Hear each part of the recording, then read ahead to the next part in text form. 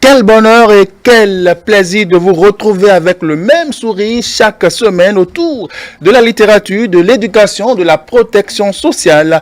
Chers téléspectateurs, vous et nous allons ensemble voyager dans le chroniqueur du PR de Daté Atavito Barnabé Akaï avec aux commandes Arim, Amaou Atikan, le chroniqueur maison. Arim Lassissi, quant à lui, fera son show autour d'un mot. Il s'agit bien évidemment du mot sapé. Au cœur de la rubrique éduquant, une seule préoccupation, les spécialistes vont essayer d'analyser les mesures à prendre contre la propagation du coronavirus à la reprise des classes.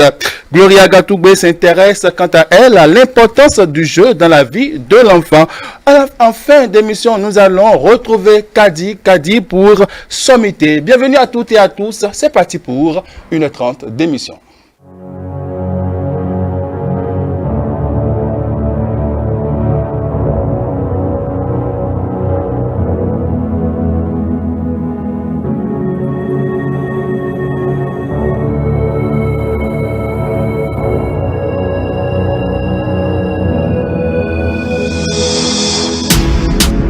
Jombana lolo leye, ikanita na figi numa, ale mana kuma le fe, antigiye ala leye, nikademisa niye mangro subona, c'est qu'il porte de très beaux fruits, n'allez pas leur dire que je suis le meilleur, vous inquiétez pas, ils le savent déjà.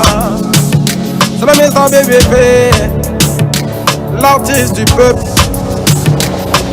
yeah. Le virus de la musique en moi depuis tout petit. Papa au son de sa guitare et les chants de maman qui bercent mes nuits. Plus tard je deviens arrangeur, incontournable dans le milieu. Tout ce que je touche devient un hit. Oh, oh, oh. La cible m'a épousé, moi je n'ai rien forcé. La musique m'a épousé, elle m'en forme une seule personne. Moi je ne suis pas la mode, je ne suis pas le temps, je ne suis pas le tendance. Mais je crée le premier, les autres copient, c'est ça la différence. Jombana lolo leye, ikanita na figi numa, ale mana kuma le fe, antigiye ala leye. Nikademisa niye mangro subona, c'est qu'il porte de très beaux fruits. N'allez pas leur dire que je suis le meilleur, vous inquiétez pas, ils le savent déjà.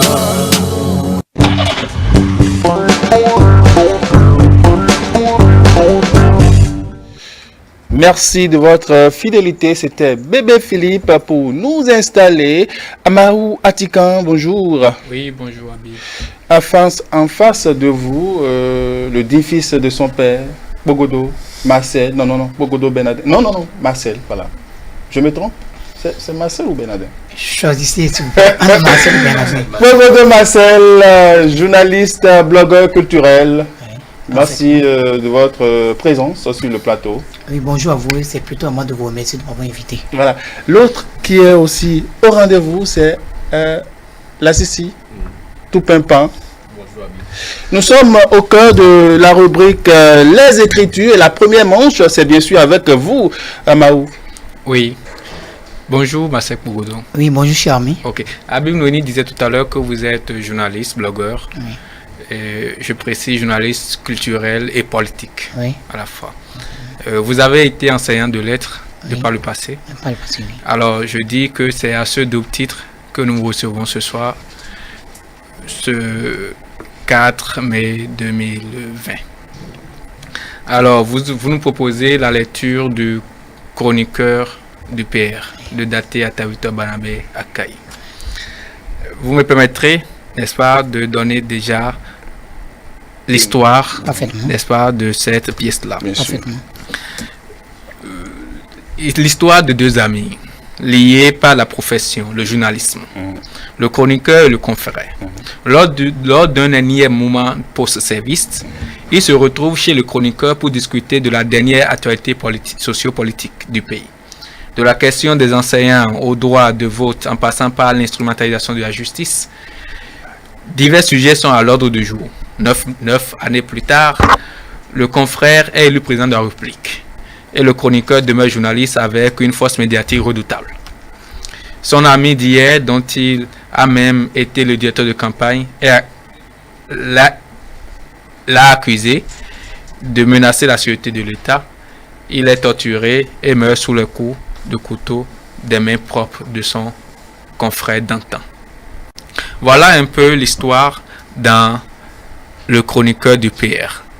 Alors, on voit deux mondes, n'est-ce pas? Le monde de la presse et le monde de la politique. Est-ce que de votre point de vue, il y a une sorte de mariage ou de liaison dangereuse quand ces deux mondes-là se mettent ensemble? Merci beaucoup pour la question. Déjà, je vois à travers cette pièce de théâtre qu'il y a deux parties essentielles. Oui. Je vois la première partie qui est consacrée à la promotion d'un certain idéal. Okay. Sur le fond du pilonnage en règle de l'atmosphère politique. Les deux journalistes critiquent à fond les comportements politiques.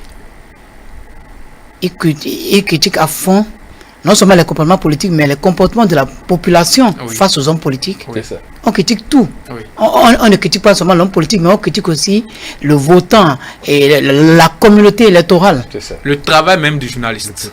Maintenant, le travail du journaliste, oui, on critique aussi. On reproche aussi beaucoup de choses. Oui. Mais cela ne vient pas de manière forte dans la première partie. Oui. Dans la première partie, ce qui est fort, c'est une assise dans la politique. Oui. Et il y a, moi, ce qui m'a impressionné, c'est un arrimage à l'actualité d'une certaine époque. Un arrimage fort à l'actualité. Okay. Donc, c'est une critique politique pure dans la première partie de la pièce de théâtre. Et c'est cette critique qui est faite par deux journalistes. Maintenant, dans la deuxième partie, on passe de l'idéal à la pratique. Il aurait fallu qu'un homme politique soit ceci, il aurait fallu qu'un homme politique soit cela. Dans la deuxième partie de l'ouvrage, on a maintenant l'un des journalistes qui, comme vous l'avez dit tout à l'heure, 9 ans auparavant critiquait les hommes politiques, qui est devenu un homme politique de premier plan, le chef de l'État. Très puissant, hein? Très puissant désormais, il est devenu le chef de l'État. Et pour accéder à son poste, il a fallu qu'il ait choisi son collègue, comme dans la mais que dans la pièce on appelle le chroniqueur, il a choisi son confrère comme son directeur de campagne. Oui. Après son élection, le directeur de campagne a refusé d'entrer dans l'appareil, d'être nommé à des postes, il a préféré rester dans son métier. Voilà. Nous sommes d'accord. Donc on est passé de l'idéal de ce que l'homme politique doit être à ce que l'homme politique est à ce que le simple citoyen présente comme facette lorsqu'il devient homme politique. Et ce sont des journalistes qui ont critiqué cela, qui deviennent vraiment hommes politiques maintenant. Parce que le journaliste, il faut le rappeler, il fait partie de la société civile. Il fait partie de la société civile, il est éveillé de conscience, tout ce que vous voulez, il informe, il communique. Mais dans sa posture d'homme politique... Dans sa posture d'homme politique, qu'est-ce qu'il devient? C'est ce sur quoi Daté met le doigt. Et je crois que on ne monte pas là. Et comme vous l'avez si bien dit, c'est un confrère qui assassine son collègue. Ça veut dire que les bourreaux de la presse, en réalité, ce sont les journalistes eux-mêmes. Et vous savez qu'aujourd'hui, dimanche 3 mai, nous commémorons la journée internationale de la liberté de la presse. Ça, c'est une heureuse coïncidence. Oui, c'est une heureuse coïncidence par rapport à cette pièce de théâtre qui a remporté le prix du président de la République en 2017. Bien sûr. Alors est-ce que de votre point de vue, c'est la politique qui corrompt la presse ou la presse elle-même déjà à la base est corrompue? Ça, là, cette question, c'est une question colle. Hein? Ça, c'est encore une très bonne question.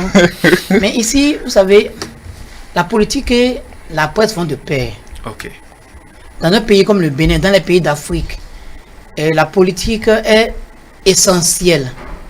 pas seulement pour les journalistes, mais elle est essentielle pour tout le monde. Elle est essentielle pour chaque membre de la société. Tout le monde s'accroche aux hommes politiques. Les hommes d'affaires s'accrochent aux hommes politiques. Et la ménagère qui est à la maison s'accroche aux hommes politiques. Ce qui fait qu'on s'intéresse énormément à la politique. C'est ça.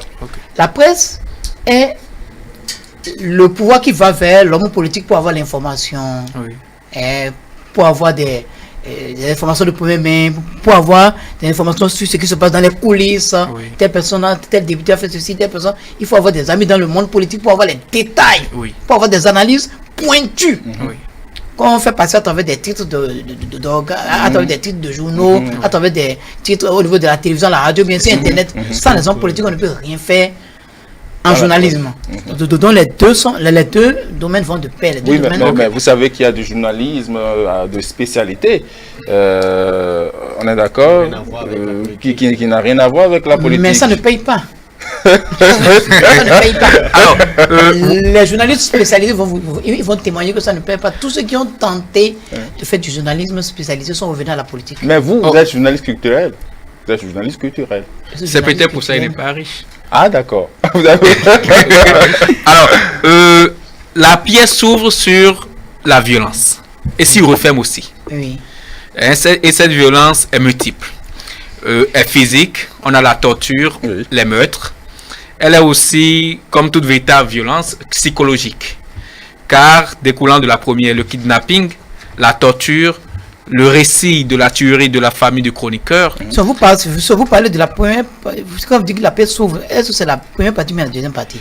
Puis je suis d'accord. La pièce s'ouvre, n'est-ce pas, sur la violence. Je suis d'accord qu'on ait de la violence. Oui. Mais elle est verbale.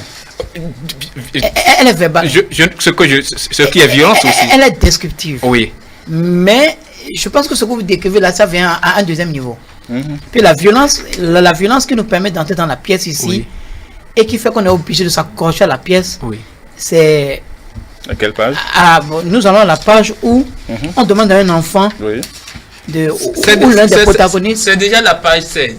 Raconte une anecdote. On a demandé à un enfant qu'est-ce qu'il deviendrait. Il a dit qu'il deviendrait un terroriste. Ahuri, voilà, je dis la page 16. Oui, le chroniqueur. Oui, pardon? La première, qu'on appelle la première page déjà. Oui, en bas. Oui, maintenant que tu en parles, j'ai oublié de préciser une inquiétude qu'un enseignant m'a rapportée. Il m'a dit que lors de ses premiers cours, un jeune élève d'à peine 14 ans lui notifie après qu'il lui a demandé quel métier il fera demain, que lui, il veut être terroriste. Quoi? Terroriste. C'est-il ce qu'il raconte? Ahuri, l'enseignant enchaîne. Pardon, quoi? Il veut être quoi? Le jeune garçon dégaine. Je veux être assassin. Je veux tuer des gens. Placer des bombes dans les lieux publics. Placer des mines dans tous les lieux dits saints. Les églises, les temples, les mosquées. Piéger des voitures, des cars, des bus, des TGV, des avions. Incendier les lieux de spectacle, les grandes foules, les grandes conférences et revenir sur les lieux comme un terroriste professionnel qui se respecte. Voilà. Oui, mais c'est une violence plus forte que ce que vous avez lu. Regardez un peu, s'il vous plaît. Écoutez un peu. Oui. Ah oui, l'enseignant enchaîne. Pardon? Quoi? Tu veux être quoi? Le jeune garçon dégaine. Je vais être assassin. Je veux tuer des gens. Placer des bombes dans les lieux publics. Placer des mines dans tous les lieux du saint. Les églises, les temples, les mosquées. Piéger des voitures, des cars, des bus, des TGV, des avions. Incendier les lieux de spectacle, les grandes foules, les grandes conférences et revenir sur les lieux comme un terroriste professionnel qui se respecte. Voyager, imposer la signature de la terreur, par-delà le tolérable, par-delà le pensable, par-delà le possible, tenir en respect tous les services de renseignement et violer les palais avec ma volonté de voir l'humanité brûler en enfer. Faire des maternités, des champs de bataille est le métier que j'envisage faire. C'est cette violence-là qui m'a tétanisé. Qui vous a accroché. Qui m'a pas seulement accroché, mais ça m'a abattu. Ça m'a abattu si bien que je ne pouvais plus me détacher de la pièce. Ça vous a vidé de vos sens. Oui, et je ne pouvais plus me détacher. Vous voyez, quand vous avez une telle violence, vous êtes obligé de vous accrocher à la pièce et d'aller jusqu'au bout. Vous ne vous arrêtez plus. C'est-à-dire, l'auteur réussit à vous accrocher à la pièce jusqu'au bout. Vous ne vous arrêtez plus, quoi. Si ça avait commencé de manière morne, de manière ordinaire, peut-être que je ne vais pas lu cette pièce jusqu'à la fin. Oui, d'où ce que je dis, que le test, n'est-ce pas, s'ouvre sur de la violence et se referme également sur de la violence. Voilà. Oui. Alors, cette violence, elle est de toutes sortes, je disais tout à l'heure, c'est physique, psychologique et puis morale même. Parce que un ami, n'est-ce pas, qui en arrive à tuer, n'est-ce pas, une personne qui en arrive à tuer son ami, c'est un peu, n'est-ce pas, comme crucifier même la morale de l'amitié. Mais il faut reconnaître que c'est devenu un peu habituel, c'est devenu ordinaire. Qu'un ami trahisse son ami, c'est ordinaire. Thomas Sankara comprend, oui. C'est ordinaire. Moi, j'ai fait ce parallèle-là. C'est devenu ordinaire, ce n'est plus aujourd'hui la trahison entre des amis qui se considèrent comme des frères, ce n'est plus trop. C'est devenu banal. Alors, moi j'ai une question pour vous rapidement. Je vous en prie. Et moi j'ai constaté avec les écrits de Daté, une sorte de violence, l'expression de la violence. Je me demande, est-ce qu'il y aurait un arrimage entre la vie la fiction de l'écrivain et sa vie réelle. Parce que chaque fois quand je lis Daté, je sens toujours la violence. Même dans son œuvre, comment on appelle, la traque de la Moussareille. Ça c'est Florent.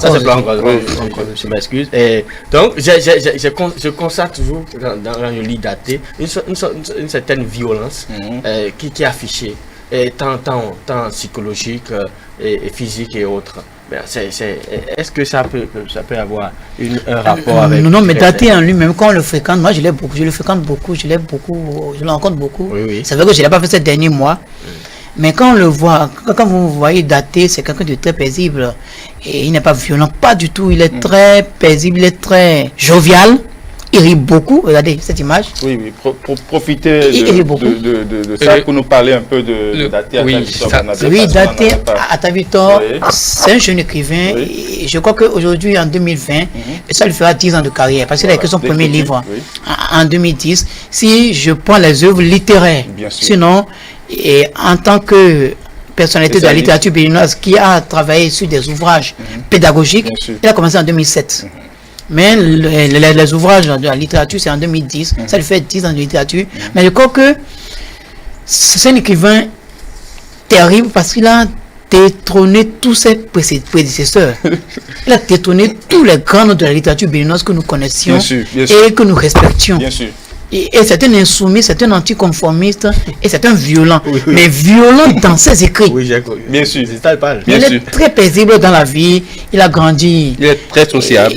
Très sociable. Il a grandi à Cotonou. Il a été. Et vous savez, vous voyez, quand il a eu son baccalauréat, après une deuxième reprise, à Porto Novo, il a eu son baccalauréat à Porto Novo, il a tout abandonné. Pour faire quoi, vous savez? C'est-à-dire, Daté tout sauf un conformiste. Il a tout laissé pour effectuer le parcours du Dakar Niger dans les boulevards de Dieu. Bien sûr. Il a effectué le parcours, il a fait ce long voyage là, il a effectué le parcours du Dakar Niger pour voir comment. Le jeune bachelier, le jeune bachelier. Il a fait tout ce parcours. Donc imaginez, c'est cette mentalité imaginez le type de mentalité le type de mentalité qui fonctionne en Daté.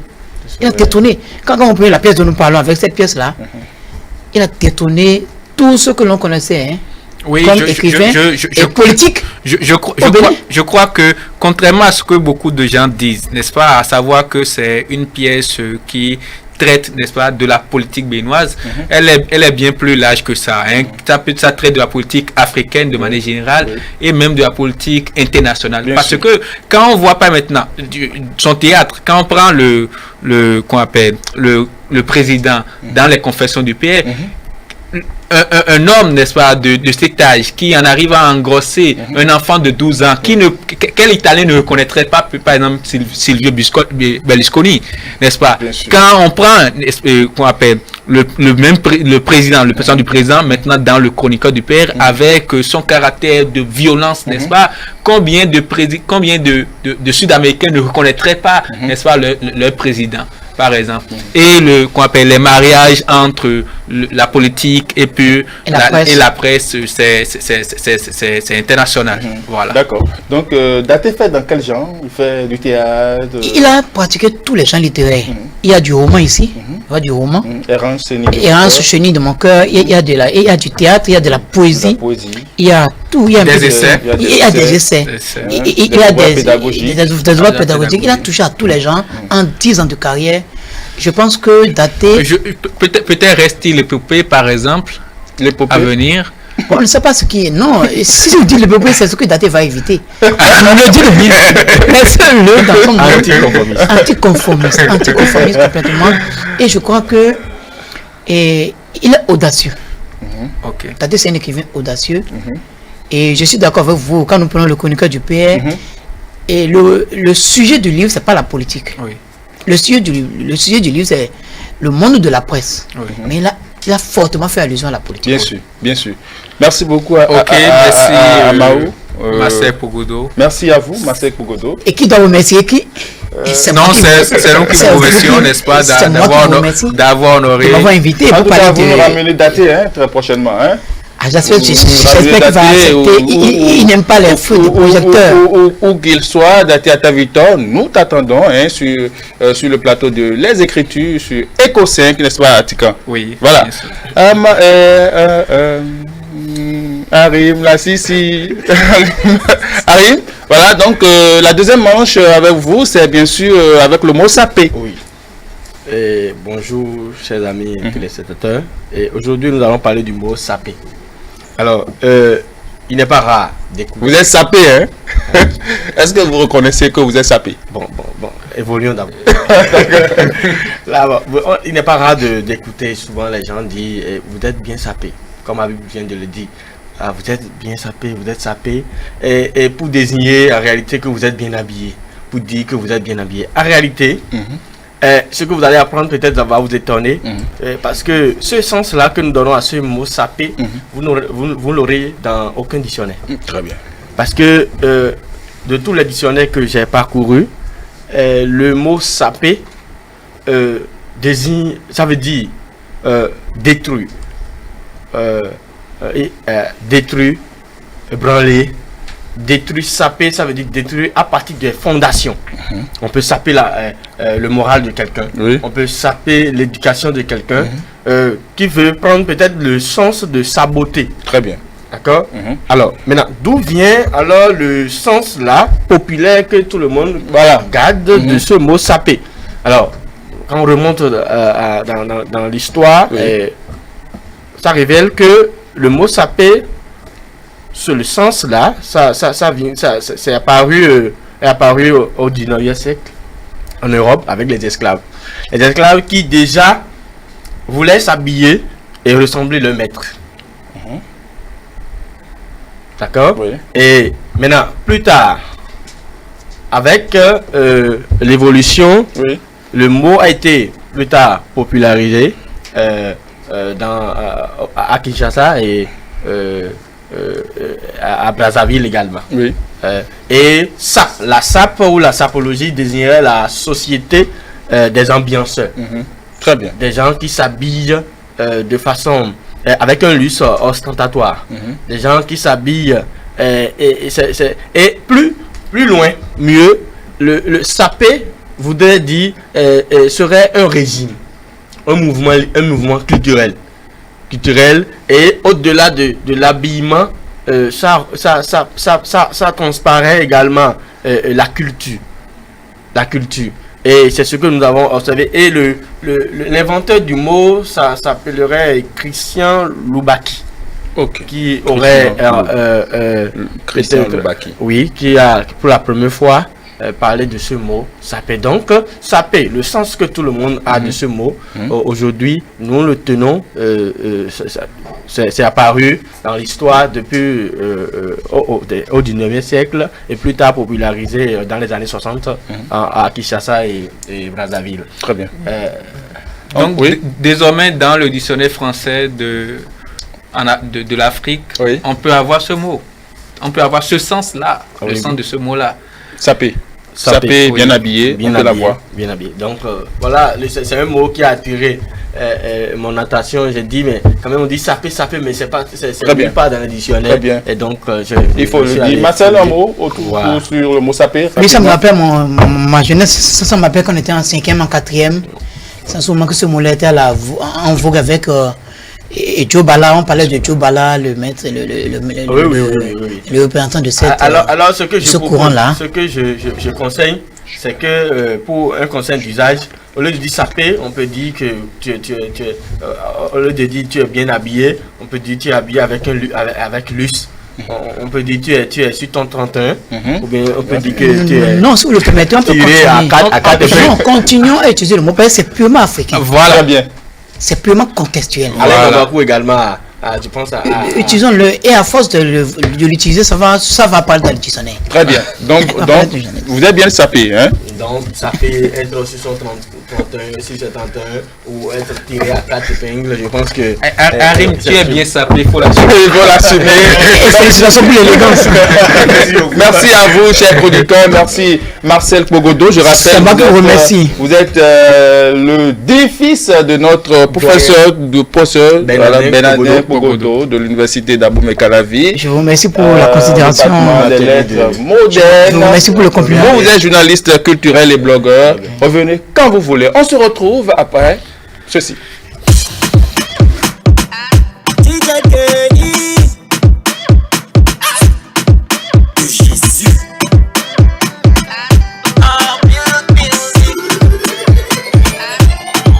Bienvenue dans le monde de la sape. Ici on parle lingala. Les après jardini papa. Dédicace à Fayi Poupa. Cosa moi ça. Kinshasa, Cameroun, Brazza. Béninois et mon brassa. Même si tu n'aimes pas ça. Les sapeurs avancent. Les sapeurs avancent. Oui, les sapeurs avancent. Venez confirmer. Les sapeurs avancent. Les sapeurs avancent. Oui, les sapeurs avancent. Venez confirmer. Viens faire ton mignon. Il est tout mignon. Viens faire ton mignon. Papa équilibré. Viens faire tes mignons. Elle est tout mignon. Viens faire ta mignon. Maman équilibré. Sapo. Sapo. Sapo. Sapo le lié.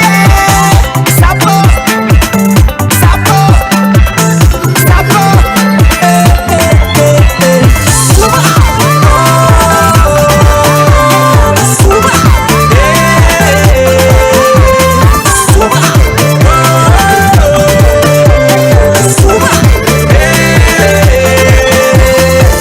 Quand on n'est pas la galère, chaussée en peau de croco. Pays Congo, toujours calé dans le quartier des chocos. Tiens mon palais, papa pèse à bongo. Les jaloux vont souffrir de ma veste, y'a chocolat chaud. Les sapeurs avancent, les sapeurs avancent.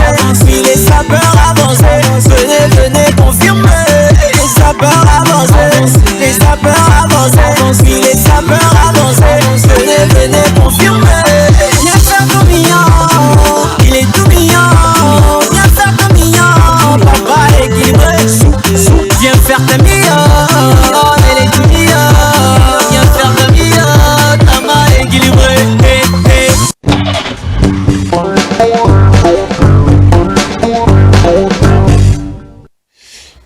Nous sommes dans les entrailles de Junior d'Afrique avec Gloria Gatoubé et ses invités. Gloria, bonjour. Bonjour Habib. Super bien. Je vais très bien, toi? Très bien, ça va. Tu as la pêche ce matin?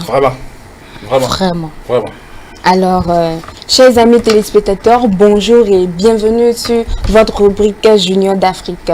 Chers petits enfants, j'espère que vous êtes bien installés dans vos fauteuils parce qu'aujourd'hui, on va beaucoup rire. Voilà. Donc, tout à l'heure, je me suis rappelé d'un chant qui m'a bercé pendant mon enfance. Je suppose que vous connaissez aussi. Robototo, zéro, Robototo, zéro. Voilà. Bon, je ne vais pas finir de chanter hein, parce que certaines personnes aimeraient entendre ma voix, mais bon. C'est une fausse note, voilà. Tu peux faire mieux. Non, nous ne sommes pas à la rencontre des chansons. Alors, donc, je suis sûre que vous avez l'habitude de chanter ce chant-là à la maison également. Donc, Vous l'aurez déjà compris, aujourd'hui c'est le droit au loisir. Donc nous allons parler de l'importance du loisir dans la vie de l'enfant. Donc déjà, le droit au loisir, c'est l'un des droits de la Convention internationale du droit de l'enfant. Tous les enfants ont le droit de jouer, d'avoir des loisirs, des activités sportives, culturelles et artistiques pour développer leur talent et apprendre les valeurs liées à la vie en société. Habib. Voilà, nous sommes avec deux sommités. Voilà, Jacques Aguiadaro, docteur de sociologie. Docteur. Bonjour et merci de nous mettre sur cet agenda. C'est un plaisir d'être là. Ça fait longtemps. Heureusement que vous êtes là. Ça fait longtemps. Je peux faire une petite Dans tous les cas, pour les enfants, nous sommes là. Le plus important, c'est qu'on est là et on fait l'exercice. Et on fait l'exercice avec plaisir. Alors, à vos côtés, nous avons Monsieur Mauto Priscille Noumagnon. Vous êtes gestionnaire de formation et jeune leader du Bénin activiste. Bonjour et bienvenue. Bonjour Gloria. Bonjour Habib. Bonjour. D'accord. Bonjour chers collègues. Alors, nous allons faire un petit exercice. Oui. Bon, je ne dirais pas que c'est un exercice, mais on va beaucoup rire. Je voudrais demander à... Vous êtes 3 garçons ici, moi j'ai déjà essayé.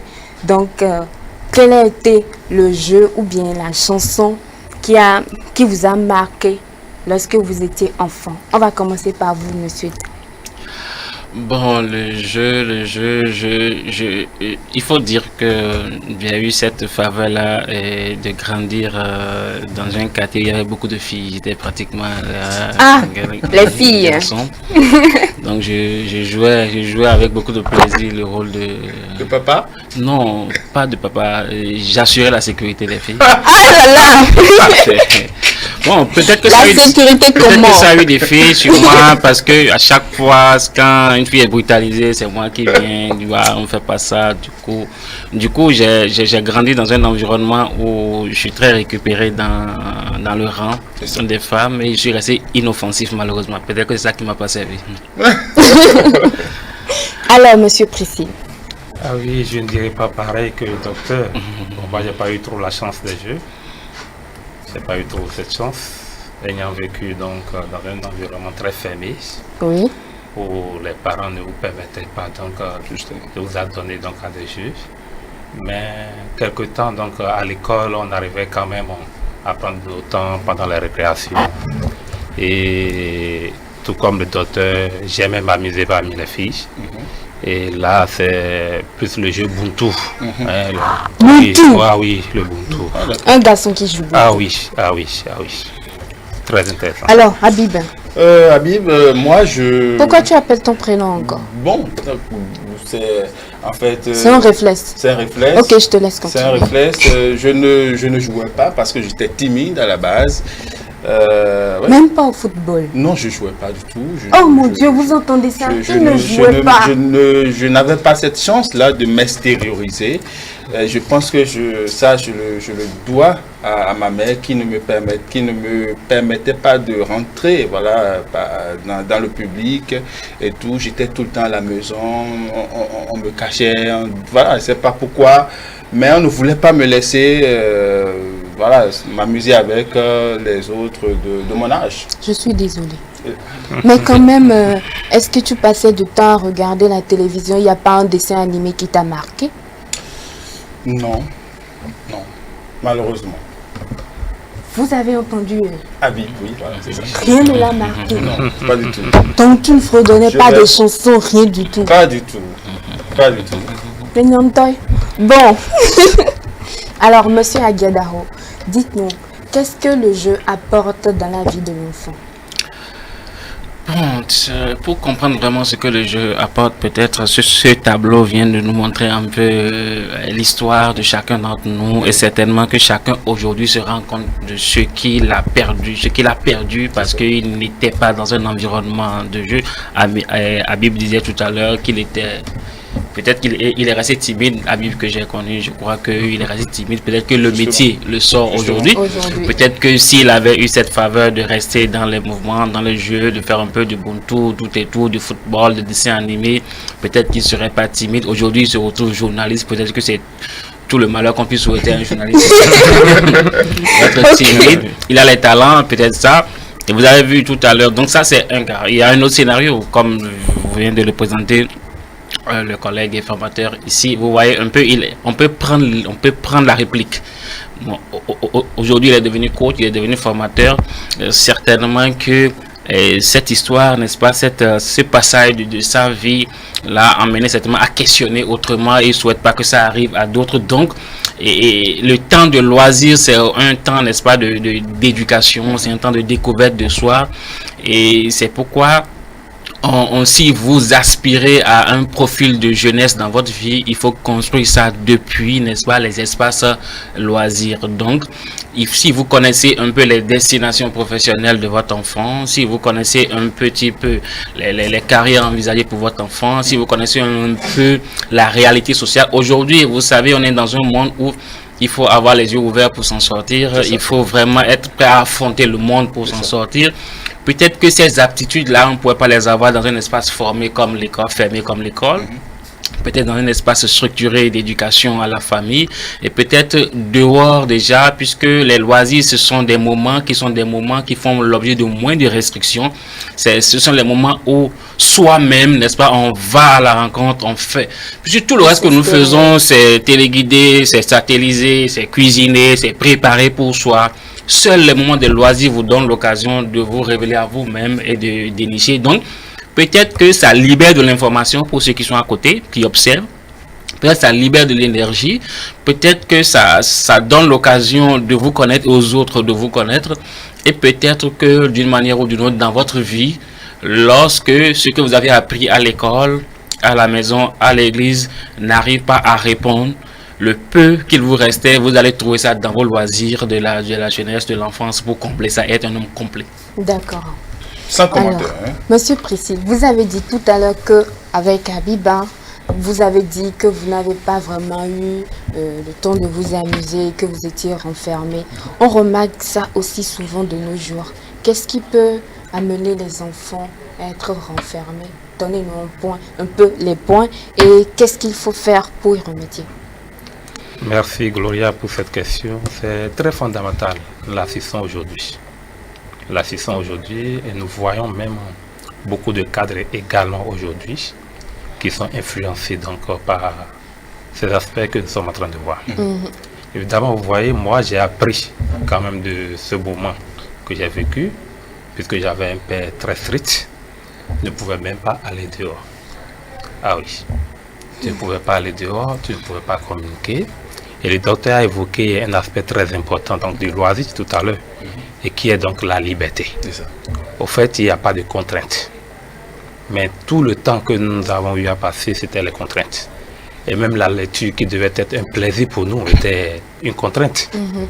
Il fallait donc, avant l'année à venir, terminer peut-être les ouvrages au programme. Mais vous lisez, mais en réalité, vous ne gardez rien. Bien sûr. Ah oui. Vous avez lu parce qu'on vous a contraint. Vous avez lu parce que, bon, papa ne va pas vous frapper parce que telle chose. Ce n'était pas volontaire. Ah oui. Et là, on développe encore d'autres aspects chez l'enfant sans le savoir. Et c'est très important.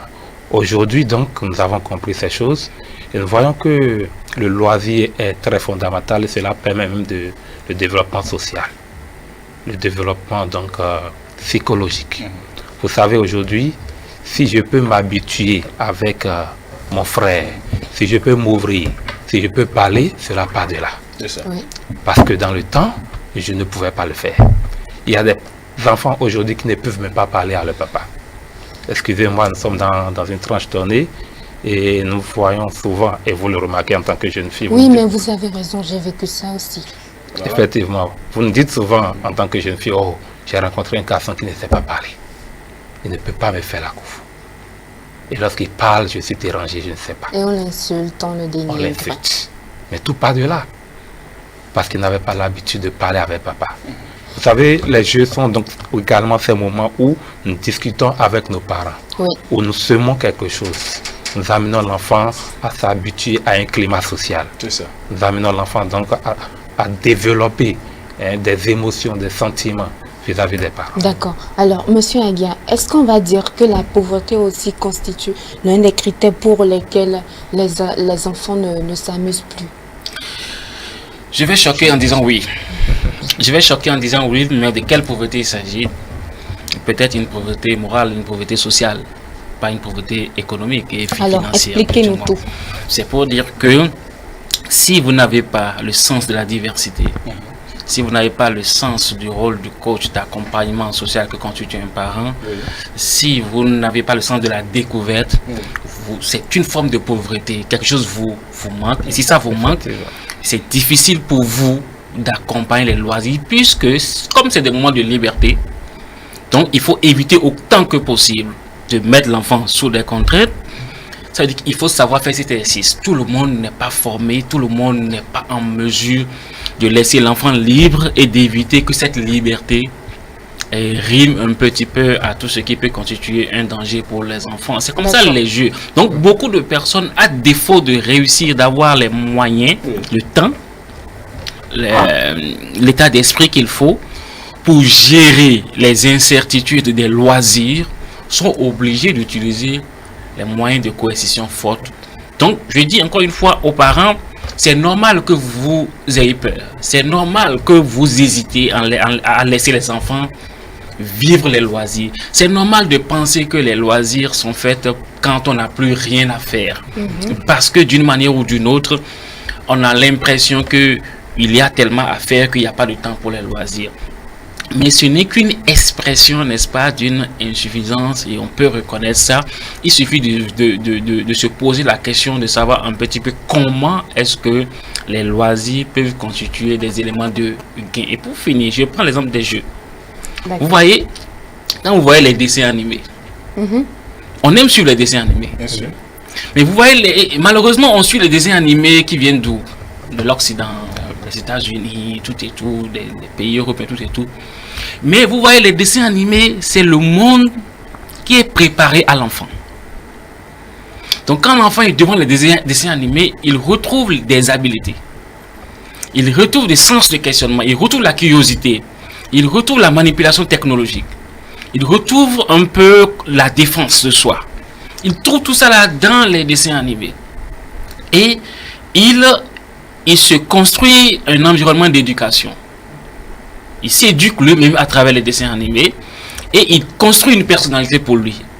La question qu'il faut se poser, est-ce que cette personnalité qu'on retrouve dans le dessin animé venu dehors est celle qui est préparée pour l'enfant qu'on veut obtenir demain? Toute la question est là. Donc, plus vos enfants sont tournés vers une production de loisirs en dehors qui ne constitue pas un peu une référence pour eux demain, plus vous créez une crise de référence, de repère, parce que les dessins animés l'ont appris à dire je veux, je ne veux pas. Donc vous devez être sûr que dans ces loisirs, il acquiert des éléments de son éducation. Demain, ne lui en voulez pas s'il décide de dire maman, je mange ça, je ne mange pas ça. C'est ça. Ça veut dire qu'il faut une certaine continuité, une certaine cohérence entre les lois. Quand vous voyez les jeux, l'enfant apprend à gagner, à ne pas perdre. En jouant au jeu, il se dit que, et quand il perd, il pleure. Donc, il commence par se rendre compte que l'échec est quelque chose de dangereux qu'il ne veut pas. Et il sait qu'on peut jouer à tous les jeux à de la manipulation pour gagner. Parce qu'il a vu ça sur le terrain des loisirs, tout et tout. Et il imprime ça à sa personnalité. Demain, quand il va grandir, il prendra exactement ce que fait. Donc, c'est normal que parfois, les parents se tournent de leur enfant et disent que c'est parce que tu t'amuses trop, c'est parce que tu fais ça. Parce qu'effectivement, il a un projet éducatif qui est incompatible peut-être au loisir de l'enfant et il n'a pas su comprendre que le projet qu'il faut suivre, c'est le projet de l'enfant. Et non le projet à soi-même et qu'il faut l'accompagner dans ça. Et c'est ça qui est vraiment important. C'est pour ça qu'on invite beaucoup les gens. Vous avez fait du Ubuntu, tout et tout, mais après vous grandissez, il n'y a pas de Ubuntu sur votre chemin. Très bien, merci. On va rester quand même avec le docteur Jacques Aguia Darro. L'enfant qui a été en griffe muselée dans son enfance, est-ce certainement, il a perdu quelque chose dans l'enfance et il a grandi avec. Est-ce que à la longue, il peut rattraper ce qu'il a perdu? Oui, c'est bien possible qu'il rattrape ce qu'il a perdu, ces 3 chemins possibles. Mais vous savez, on dit on est être éduqué, s'éduquer et éduquer. Demain, quand vous rentrez dans l'essai d'éduquer un enfant, vous vous rendez compte que vous vous éduquez vous-même. Parfois, vous avez un enfant capricieux qui vous apprend vous-même à parler. Donc, il y a certains qui, à cause juste de la période de la maternité, on commençait pas à parler. On commençait pas à réagir. Oui, parce que l'enfant les a mis à l'épreuve tellement. Donc, la vie peut t'offrir ces occasions-là. Deuxième chose, c'est qu'on peut venir à une étape, notamment l'étape de la puberté. On sort de la puberté, c'est l'étape de questionnement, de révélation de soi, d'expression de soi, de revendication de soi. À ces moments-là, vous pouvez avoir l'occasion de faire une sorte de déclic entre le passé et l'avenir dans lequel vous vous projetez. Si ça se passe mal, vous tournez vers le bon chemin. Si ça se passe mal, vous tournez vers le mauvais chemin. Si ça se passe bien, vous tournez vers le chemin qu'il faut. Maintenant, la vie est une succession d'expériences. Et les expériences qu'on a dans la vie, parfois, tentent à corriger un peu la personnalité. Toute personnalité est dynamique, elle n'est pas figée. C'est ça. Mais le plus important, c'est l'environnement, n'est-ce pas, autour desquels vous développez la suite de votre vie. Et après, mais il ne faut pas perdre de vue que l'école doit jouer un petit rôle dedans. Et la vie sociale, la vie familiale, la vie de couple. C'est pourquoi, quand vous avez une épouse, vous avez un mari, comprenez que l'exercice se poursuit. On finit jamais cet exercice-là. Même quand vous avez un employé, un ouvrier, sachez que l'exercice se poursuit. Quand vous êtes un patron, sachez que vos ouvriers vous apprennent à un moment donné à avoir de la patience. Oui. Ça va prendre les bonnes décisions. Donc c'est une prédisposition d'esprit qu'il faut avoir, tout en sachant que tout ce que nous rencontrons dans la vie, d'une manière ou d'une autre, structure et organise un peu notre expérience éducative. Mais après, c'est une question d'institution aussi, parce qu'il faut qu'au plan de la République, on essaie de travailler à ce qu'il y ait des éléments qui mesurent. Parce que vous savez, s'il n'y a pas de balises, on peut facilement sortir, n'est-ce pas? Parce que certains loisirs peuvent vous sortir aussi s'il n'y a pas vraiment des tests qui organisent. Bien sûr, on va évoquer cela. Alors, monsieur Priscille, avec l'avènement des nouvelles technologies, les enfants ont beaucoup plus oublié les bonnes pratiques anciennes et conservent beaucoup plus leur temps sur le net et autres. Est-ce que cela n'a pas des conséquences sur leur avenir, à l'école par exemple, façon de travailler et autres? Forcément, cela a ses répercussions. Tout à l'heure, le docteur a dit qu'il faut s'adapter et que les circonstances de la vie nous permettent donc d'évoluer. Vous savez, cela dépend d'abord même de l'éducation de base que j'ai reçue.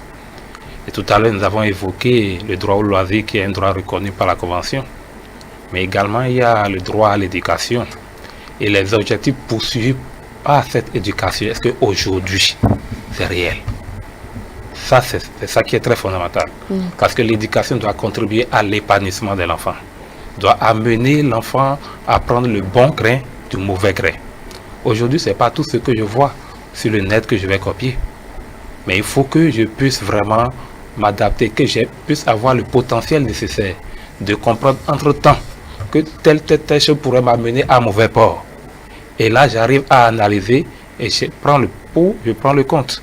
Vous savez, tout à l'heure, on l'a dit, dans les pays développés, il y a quelque chose qui se passe qui m'a personnellement donc, impacté lorsque j'ai été content de cela. Vous savez, l'éducation de l'enfant se prépare déjà dès même le ventre de la maman. Vous savez, lorsque le blanc, ou bien qu'on l'appelle comme ça, veut que tu deviennes médecin, déjà dès la grossesse de la maman, il donne déjà donc quoi? Des livres agnant dans le sens. Et c'est ce que la maman lit. Pour développer déjà l'enfant depuis le ventre à certaines choses. Lorsque l'enfant vient, les jeux qu'on donne à l'enfant présente déjà un certain nombre de choses. Je vois des jeux de croix, je vois des blousons, donc je prépare déjà l'enfant à quelque chose. C'est ça. Et demain, je ne force plus l'enfant comme c'est le cas aujourd'hui. C'est systématique. C'est systématique. Donc vous voyez, donc voilà un certain nombre de choses rassemblées qui entrent donc dans l'importance que nous pouvons donner donc au jeu. Et il faut savoir identifier quel jeu. Le docteur l'a dit tout à l'heure. Quel jeu pour l'enfant? Quel jeu doit amener l'enfant à réfléchir, à se remettre en cause chaque fois? Et lorsque cela est fait dès le bas âge, lorsque l'enfant, comme on le dit aujourd'hui, le net, il ne se laissera pas influencer par ce qu'il voit. Ce que les yeux voient va dans le cœur. Très bien. Un instant, Jean. Très rapidement, J'ai un très petit rapidement, parce que exercice. Je sais que vous... En 30 secondes, hein, Oui, Gloria, oui, 30 oui, secondes, oui, parce oui. que nous n'avons plus de temps. Oui, mais puisque tu parles, tu me laisses pas le temps Oui, de on y va parler. J'ai très déjà fait les 30 oui, secondes. rapidement, 30 secondes. On y va. Alors, je sais que mes deux invités sont papa, n'est-ce pas? Donc, vous avez dit tout à l'heure que les parents doivent savoir connaître les loisirs de leurs enfants et s'ils ont une vision pour leurs enfants, ils doivent les accompagner dans ce sens dès le bas âge. Je vais demander à Monsieur Aguia, vous Bravo. avez un enfant, voilà, comment vous faites? Non, deux choses. Première chose, le temps de loisir de l'enfant, ce n'est pas négociable. Il faut vraiment le temps de loisir. C'est ça. Ça, c'est important et on lui donne les possibilités d'avoir son agenda de loisir d'une manière. Deuxième chose, il choisit lui-même ses éléments de loisir et on découvre avec lui. Mon enfant a des tablettes. J'ai deux enfants qui ont des tablettes et qui manipulent les tablettes. Et parfois, on supprime certains jeux, on met d'autres dedans, tout et tout. Mais une chose est certaine, il ne faut pas que le jeu qu'ils choisissent le déshumanise. Le sort de la communauté, le sort de la vie sociale. Parce que quand on est devant le téléphone, devant la technologie, on peut créer un autre monde avec soi et oublier que le monde est fait de contacts humains et non de contacts avec la technologie. Donc c'est un peu ça. Donc, parce que même il y a des gens, aujourd'hui, même pour recruter quelqu'un, on lui demande quels sont ses loisirs. Oui. Parfois, rien que le critère loisir permet à quelqu'un d'accéder à un poste. Ça veut dire qu'il y a des loisirs qui sont des loisirs qui forgent une personnalité, qui forgent des talents dont on a besoin. Quand vous êtes dans un boulot de plein de stress, on voit si vos loisirs vont vous permettre de réguler les moments de stress. Et si on se rend compte que vous n'avez pas de loisirs dans votre vie, on dit c'est pas la peine parce que vous risquez de craquer un jour, Oui. de ne pas donner les bons résultats. Donc, chacun par rapport au métier qu'il exerce a des loisirs. Et les loisirs, pour qu'elles soient vraiment de véritables loisirs, il faut les commencer très tôt pour avoir beaucoup de passion, tout ça. D'accord. Alors, Monsieur Priscille. Mais mes exercices, moi, mon aîné a 3 ans. Oui. Donc, il n'y a pas encore une activité donnée, mais ce qui est important, c'est que dès le depuis la grossesse, j'ai communiqué beaucoup avec mon enfant. D'accord. Oui, j'ai semé cet amour. Moi, je n'ai pas eu cet amour. C'est ça. Et cela a brisé beaucoup de choses. Moi, j'ai semé d'abord. Vous avez rattrapé ça. J'ai rattrapé ça. Ah oui, j'ai rattrapé. C'est une très bonne chose. J'ai rattrapé cela. Et aujourd'hui, je prends mon temps. Sincèrement, je ne me donne pas du temps. Parce que c'est dans ça que j'ai été éduqué. Bien sûr. Chaque fois, il faut trouver une activité chaque fois. Mais aujourd'hui, j'essaie quand même de trouver du temps avec ma fille. Je parle avec elle. Il y a des promenades avec sa maman et autres, juste pour lui permettre donc de rester dans un environnement donné. Et les jeux que j'ai achetés sont des jeux adaptés D'accord. aujourd'hui, donc pour lui permettre donc de s'évanouir. Très bien. Merci beaucoup. Merci à vous, Gloria Gatoubé. t'en Merci, prie. chers invités. Merci, Dr. Aguiadaro. Vous passez quand vous voulez, c'est votre plateau. Avec plaisir. Avec plaisir. Au grand mot, les grands remèdes, dit l'adage, le congé de Pâques a été prolongé. Voilà, et nous retournons en classe le 11 prochain. Quelles sont les mesures à prendre pour éviter la propagation du Covid-19? 19. Du Covid-19. Tu vas y arriver. Voilà, nous allons faire le débat avec les spécialistes, mais on retourne à la régie et on revient.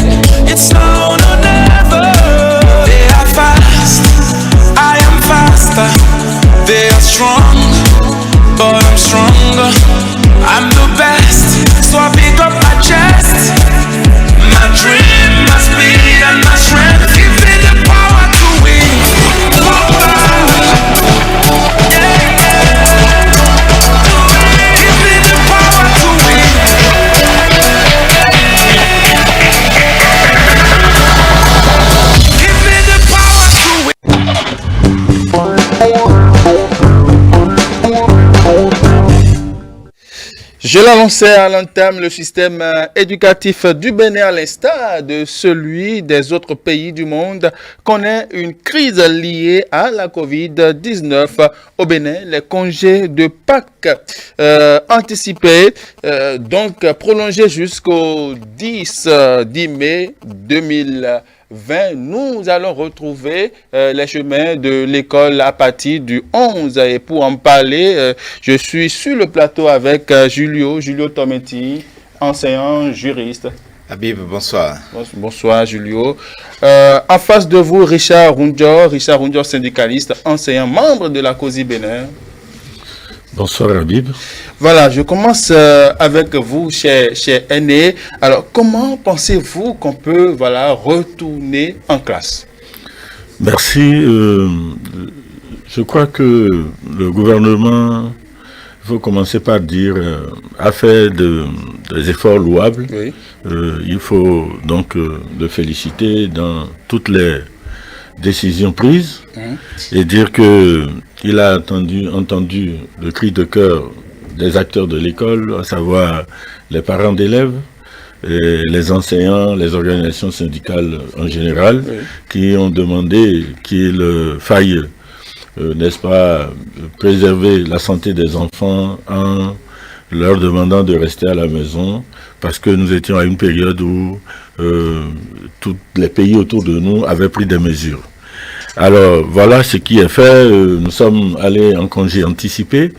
Et puis le gouvernement, au regard de la situation de la pandémie de coronavirus, a dû proroger, n'est-ce pas, les congés. Nous devions donc reprendre le lundi 11 mai. Bien sûr, oui.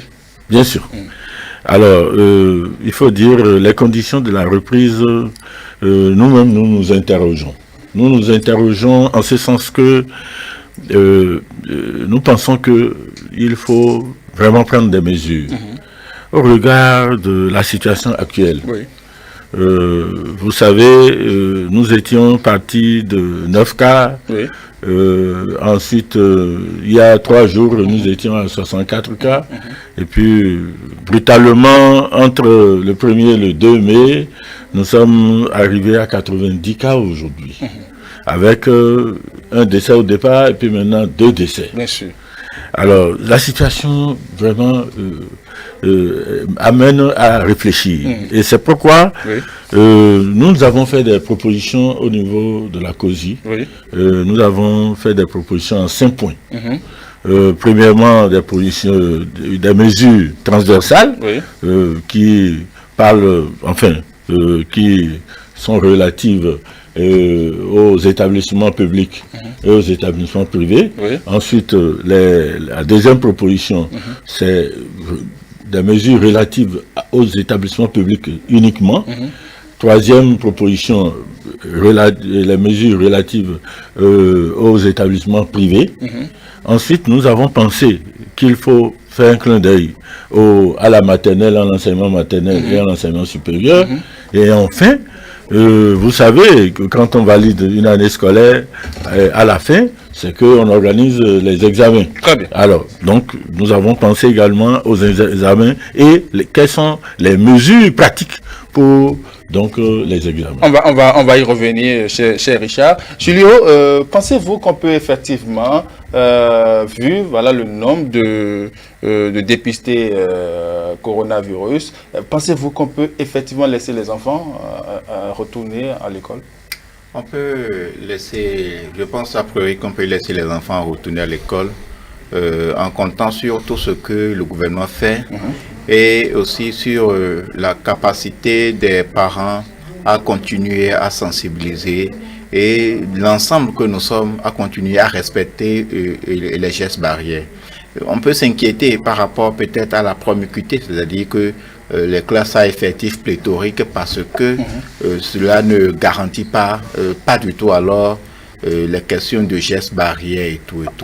Mais je pense que fondamentalement que nous devons reprendre le chemin de l'école si nous ne voulons pas prendre le risque de voir invalider cette année scolaire. Et donc, c'est une manière de sauver encore les meubles. On a rallongé les dates des examens Il reste maintenant à ce qu'au niveau des enseignants, au niveau des établissements, que les points soient faits pour évaluer le taux d'exécution, pour savoir est-ce que le temps dont dispose l'enseignant, ça lui permettra quand même d'aborder tout le contenu. Et si ce n'est pas le cas, quels sont les mécanismes en ce moment-là qui s'offrent pour rattraper le tard ou le retard. Et donc, je pense fondamentalement que nous pouvons prendre le risque de faire tout cela, parce qu'aujourd'hui, il y a le dépistage, il y a une grande vague de dépistage qui permet quand même d'une certaine manière de pouvoir identifier tous les, l'ampleur du mal et,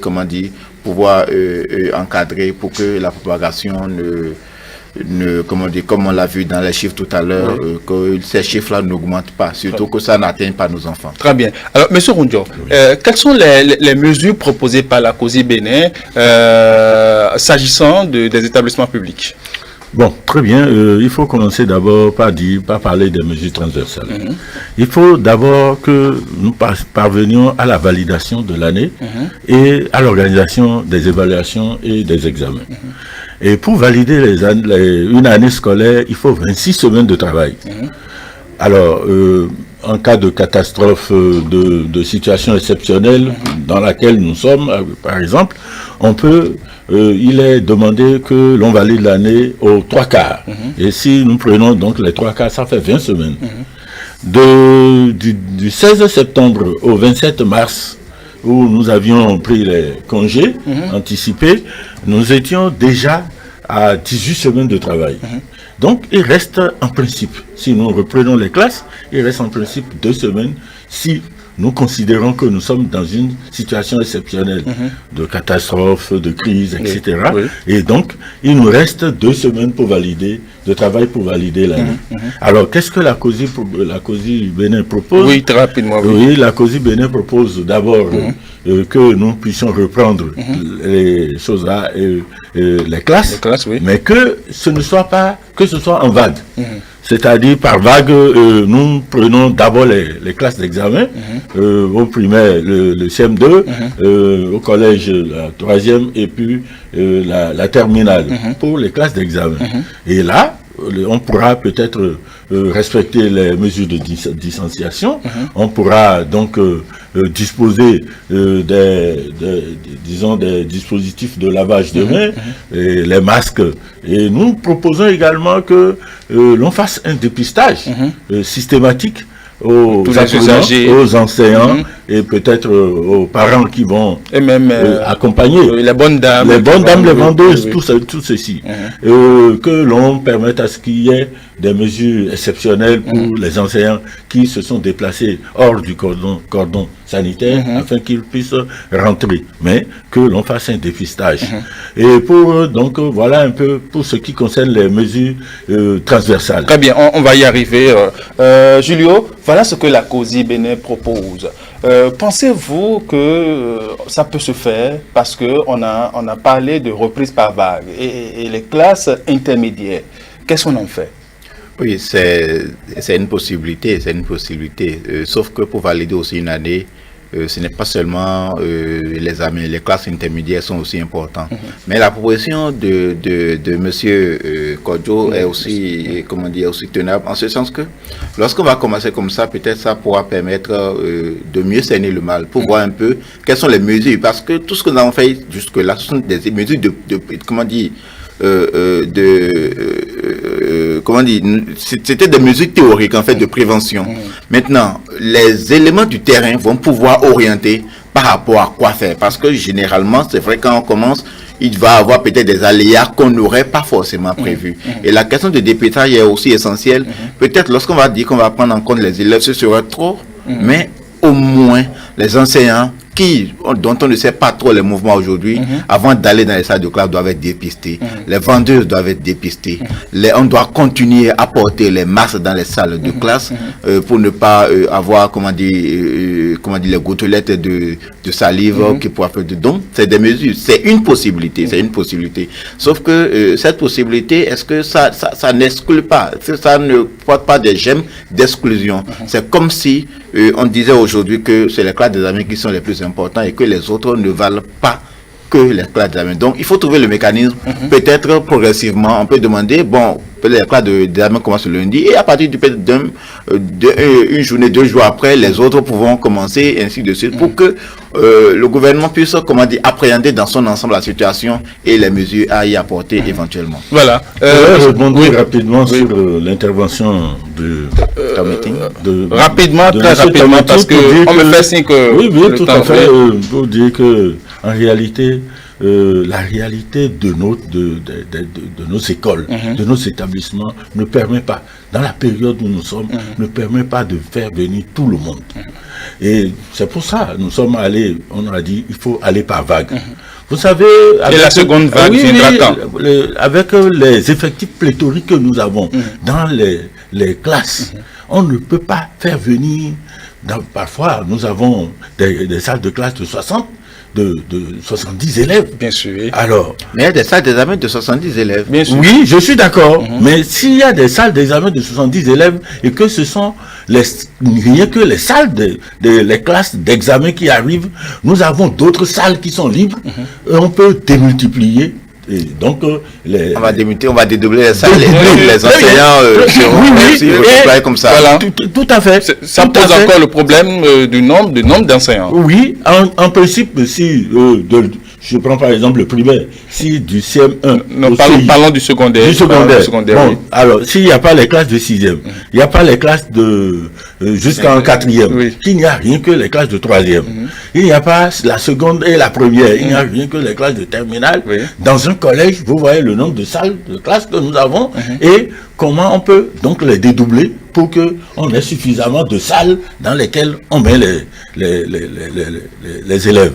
Et on peut donc à partir de là essayer donc de faire recours à certains professeurs qui pratiquement ont les qualifications mais ne gardent pas ou bien gardent les classes, ces classes intermédiaires pour qu'ils renforcent, n'est-ce pas, le programme au niveau donc des classes de 3e et de terminale. Et ce que je voudrais également dire... Allons rapidement aux mesures concernant les écoles privées. Oui, par rapport aux mesures privées, aux écoles privées, j'en viens.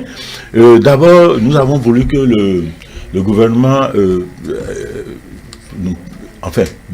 dote les écoles publiques de la totalité de la subvention pour leur permettre je parle de payer leurs enseignants. Oui, pour régler les problèmes. Et puis, on n'a pas le dispositif de lavage de mains, on n'a pas, disons, les masques, etc. pour les enseignants. Donc, il faut un certain nombre, voilà, d'éléments nécessaires. Pour les privés, que le gouvernement appuie certaines écoles privées en matière de dispositifs de lavage de mains, de masques, etc.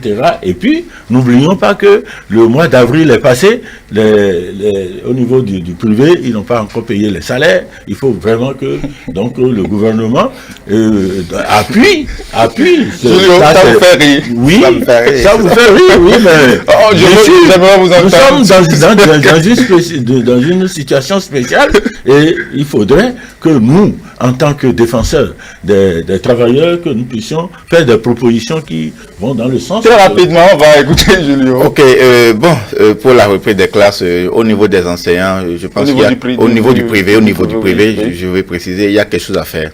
Et s'il n'y a pas une mesure quand même de compensation, bien d'accompagnement des enseignants vacataires, surtout comme l'avait dit maintenant, ils n'ont pas travaillé au cours du mois d'avril et donc au début du mois de mai, ils n'ont pas de salaire. Et comment vont-ils reprendre les salles de classe?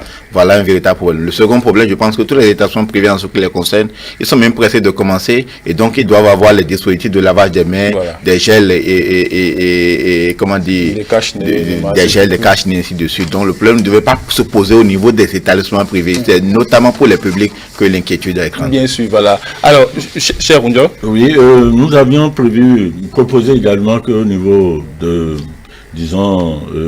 l'enseignement maternel, que l'on laisse carrément les enfants à la maison, les tout petits qui restent à la maison. Et pour l'enseignement supérieur également, nous estimons qu'on peut repousser la reprise jusqu'à fin juin et début juillet, comme c'est dans certains pays, par exemple en France où ils ont fixé la date de la reprise en juillet, etc. parce que nous connaissons la réalité sur les campus, avec les amphis, etc. Enfin, le gros effectif, la pléthore donc d'étudiants qu'il y a dans les amphis, etc., pour éviter donc la propagation, histoire de voir un peu comment la situation va évoluer avant de pouvoir prendre des mesures concernant de reprise concernant les... Très bien. Très rapidement, Julio, qu'est-ce que vous proposez aux enseignants pour rattraper le temps passé, pour vite finir le programme? Pour vous souligner, je pense que M. Kodjo est mieux placé pour le dire, mon cher aîné. Il y a, comment dire, au temps de crise, en situation exceptionnelle, des mesures exceptionnelles, oui. Il y a ce qu'on appelle la pédagogie, comment dire, de l'essentiel, qui se base sur 2 axes. C'est-à-dire quoi? Le premier axe, c'est l'enseignement-évaluation. Comment on enseigne, quel mécanisme d'enseignement-évaluation il faut trouver et quel mécanisme de contenu il faut pour que l'essentiel, dans un temps record, puisse être abordé. Parce que, c'est pourquoi je disais tantôt à l'entame, l'essentiel aujourd'hui pour les établissements privés, c'est de faire le point du taux d'exécution pour savoir quel est l'essentiel qui reste et qu'est-ce qu'il faut aborder dans l'urgence pour que les apprenants puissent être en mesure d'aller composer. Parce que, il faut aussi le dire, les épreuves que les enfants auront à composer en juin, juillet, ce n'est pas maintenant que c'est conçu. Et c'est l'autre inquiétude. Les épreuves ont déjà conçu, déposées depuis le mois de janvier, on finit cette histoire au mois de janvier, et donc, c'est-à-dire que les contenus sont déjà connus, sont déjà fixés avant la crise. Et donc, qu'est-ce qu'il y a lieu de faire? Sinon, si c'était aujourd'hui qu'on devait composer, on allait tenir comme de la situation. Et donc, c'est là que les mesures, comment dire, la pédagogie, l'essentiel, s'imposent pour que l'apprenant qui va composer soit suffisamment armé par rapport au contenu notionnel qu'il doit avoir. D'abord, pour passer l'examen et pour passer en classe supérieure. Très bien. Monsieur Rougnon. Oui, c'est réel. 30 secondes. Oui, 30 secondes. C'est réel, comme il l'a dit. En temps de crise à mesure exceptionnelle, il faut prendre des décisions qui s'imposent. Donc, c'est vrai, à la reprise, nous allons peut-être utiliser la pédagogie de l'essentiel. Et comme il l'a dit, c'est vrai, axer donc l'enseignement sur l'essentiel, qu'il faut donner aux enfants, et essayer donc de contracter un peu les choses afin de pouvoir arriver, disons, à l'organisation des examens. Je voudrais dire également que la DEC ou les DEC, les directions des examens concours, suivent de très près tout ce qui se passe, et que même si depuis janvier qu'il y a eu déjà des propositions d'épreuves, et ils peuvent les revoir, ils peuvent revoir la situation. Et par exemple, il y a environ 2 semaines, nous avions été contactés, nous qui sommes les chefs d'établissement, les directeurs d'école et autres, pour nous demander de produire, n'est-ce pas, le niveau d'exécution des programmes. Tout cela, c'est à des fins. C'est pour voir, est-ce que à ce niveau-là, est-ce qu'on peut revoir un peu les choses et proposer de nouvelles épreuves qui conviennent mieux à la situation et qui ne soient pas, disons, des épreuves qui vont mettre les apprenants, les candidats en difficulté. Très bien. Chers invités, malheureusement, nous sommes à la fin de cette rubrique. Nous allons revenir la semaine prochaine sur le sujet. Monsieur Richard Rougnon, merci d'avoir honoré notre plateau de votre présence. Julio, vous êtes un habitué de ces studios. Merci Ami, merci aux téléspectateurs. Voilà. On prend rendez-vous pour la semaine prochaine. Nous retrouvons Kadi dans Sommité, mais avant, on écoute, on revient. Lord Sky on the beat. Say 1 for the money, 2 for the dough, 3 for the shorty. Now I don't blow. 1 for the money, 2 for the dough, 3 for the shorty. Now I don't blow. 1 for the money, 2 for the dough, 3 for the shorty. Now I don't blow. 1 for the money, 2 for the dough, 3 for the shorty. Now I don't blow. She told my love that love. She talks out the coco. She wanna know the coco. Yeah, but I want to give you some love. She talks out the coco. She still wanna know the coco. Yeah, if money money no day, now wait till she get She tell me say she got run away, she got run very far away. As the rubber don't day, the baby come the ball. See the baby don't come again, you don't forget back in the days. I've been the beg you to try, reason with me. If I don't get today, I go get time tomorrow. I be you want make a die. It no easy for me. If I don't get today, I go get time tomorrow. Say one for the money, two for the dough, three for the shorty. Now I don't blow. One for the money, two for the dough, three for the shorty. Now I don't blow. Say one for the money, two for the dough, three for the shorty. Now I don't blow. One for the money, two for the dough, three for the shorty. Now I don't blow. You see this life, no be so. I remember the month of December. No loving, no caring, no tender. You rejected my love cause I was broke. I've been the enter Okada. For me to matter straight to Alaba. How I wish, say, you believe me. Back then in Bangwalada, those days in Junior Puja. You insist, hey, you don't need me. Girl, I try everything to spend my life with you. Yeah, I've been there beg you to try. Reason with me. If I don't get today, I go get time tomorrow. I be you want make a die. It no easy for me. If I don't get today, I go get time tomorrow. Say one for the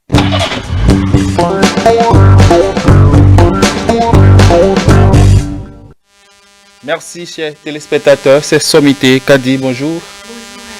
Alors,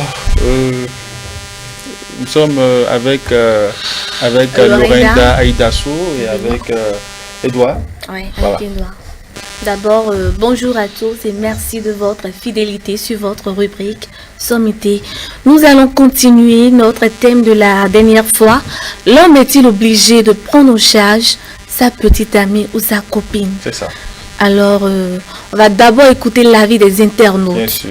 Madame Lorenda, pour nous les lire. Merci beaucoup, Kadi. Nous avons Monsieur Samuel Orula qui nous dit: je pense qu'il faut partir de l'analyse cherchant à connaître l'objectif que poursuit un homme en cherchant à avoir une petite amie, puis ensuite chercher à comprendre le type de petite amie qu'il voudrait avoir. Que les hommes d'ici me répondent à cette question. Accepteriez-vous avoir une petite amie sale avec des vêtements démodés? Deuxième question, accepteriez-vous que votre petite amie soit la voleuse pro de son quartier? Et la dernière question qui préoccupe tout le monde, accepteriez-vous que votre petite amie se fasse entretenir par un autre homme? Cher monsieur, avoir une petite amie, c'est être capable de la prendre en charge. Cependant, l'utilisation de l'expression est-il obligé me dérange un tout petit peu. Une petite amie est normalement à la charge de son petit ami. Très bien. Bon, on va laisser monsieur Edouard Oui, à voilà, nous répondre ça, d'abord. c'est mieux, voilà. À nous répondre Pas d'abord, à poser donner cette son question. avis. À donner son avis. Oui, À donner oui, son Edouard, avis. oui.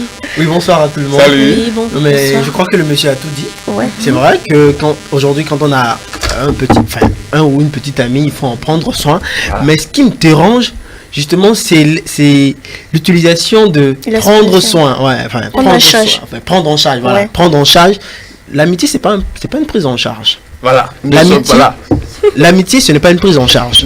D'accord? Et quand quand je viens vers vous, c'est que j'ai la possibilité ou la capacité d'une manière ou d'une autre, de vous prendre, de subvenir un temps soit peu. Un temps soit peu. Oui, un temps soit peu à vos besoins. On n'a pas encore parlé de mariage. Non. Là, on est au début d'une relation qui pourrait aboutir au mariage. Et il faut partir aussi de la base. Est-ce qu'on veut une amitié ou une amitié qui puisse aboutir au mariage, Oui. ou c'est juste pour 2 semaines ou un flirt. Voilà. Si c'est pour un flirt, franchement, on peut se faire plaisir. Voilà, je dépense, tu me donnes ce que j'ai envie de prendre, puis on passe à autre chose. Mais il faut analyser justement, il faut arriver à analyser si votre petite amie qui est dans le couple, enfin dans votre relation actuelle, elle est dépensière, elle est matérialiste, enfin entre griffes, voilà, permettez-moi. Alors, voilà, et il faut commencer par là d'abord et après définir quels sont vos devoirs vos objectifs ensemble. Voilà, évidemment. Alors, on va rapidement écouter Lorinda également. Ton avis, s'il te plaît. Monsieur Edouard, vraiment, tu m'as coupé mes idées. Franchement, je te il jure. vous a convaincu. Il m'a convaincu. Il vous a convaincu au moins. Voilà, donc non, à 100%. le problème ne se pose pas mais parce que je rappelle. Vous savez quoi? La semaine passée, je rappelle la semaine passée, vous tenez un langage qui n'était pas cohérent. Voilà. Donc, non, pourquoi je disais ça la dernière fois? Il y a certains hommes qui disent qu'ils ne sont pas du tout obligés de faire quoi que ce soit pour leur petite amie, que c'est, il revient à leurs parents de faire tout sur leur petite amie. D'une manière ou d'une autre, il n'a pas tort. Ils sont tort. Il n'a pas tort. D'une manière, avant de me rencontrer, chérie à toi, c'est quelqu'un d'autre qui prendra soin d'elle, lui donner l'argent de coiffure. Avant de me rencontrer, c'est ce que je suis en train de dire. Quand vous êtes dans une relation durable, qui, enfin, d'une manière ou d'une autre, vous savez que ça va durer, il n'y a pas de souci. Mais si c'est pour le flirt 2 semaines, 3 semaines, pourquoi? Non, toi aussi, pourquoi? Avant de me rencontrer, mais moi je suis désolé. Parce que toi tu l'as vu jolie, que tu t'es approché d'elle, non? Ouais. Ah oui, mais c'est l'argent qui fait sa beauté. Mais l'argent ne règle pas tout. Une fois, on te demande pas le tout, mais le minimum. Mais Lorinda et Cathy, est-ce que vous savez que la dignité de la femme ne dépend pas de ce que vous dites là? Oui, évidemment. Mais toi, tu ne peux pas dire que tu veux avoir une petite amie très jolie, puisque bon, la génération d'aujourd'hui veut une chérie. Il faut mettre ça en griffe, parce que c'est pas tout le monde dans la génération, en fait. Voilà. Que sa fille soit jolie, qu'elle soit la mode. J'adore quand tu dis que tu veux pas dépenser, que tu veux pas faire le minimum pour elle, tu veux aller chercher Quand vous parlez du minimum, si tu ne veux pas la prendre en charge, ce qui veut dire qu'elle ira chercher ailleurs. Tu dois la prendre en charge. C'est le temps que c'est pas un devoir, mais tu dois faire le minimum. C'est ce qu'il faut faire. Non. Quand vous me dites doigt, en fait, le doigt me pose un problème. Tu n'es pas obligé de le faire. Je connais mes responsabilités envers. Attendez, je connais mes responsabilités envers la femme que j'ai draguée, envers la fille que j'ai draguée. Si je dois faire ci, je dois faire ça, ce n'est pas à elle de me dire ce que je dois faire. Quand tu arrives à me poser, mes cheveux sont gâtés, tu dois, mais non, mais on n'a pas dit qu'elle va te l'imposer. Non.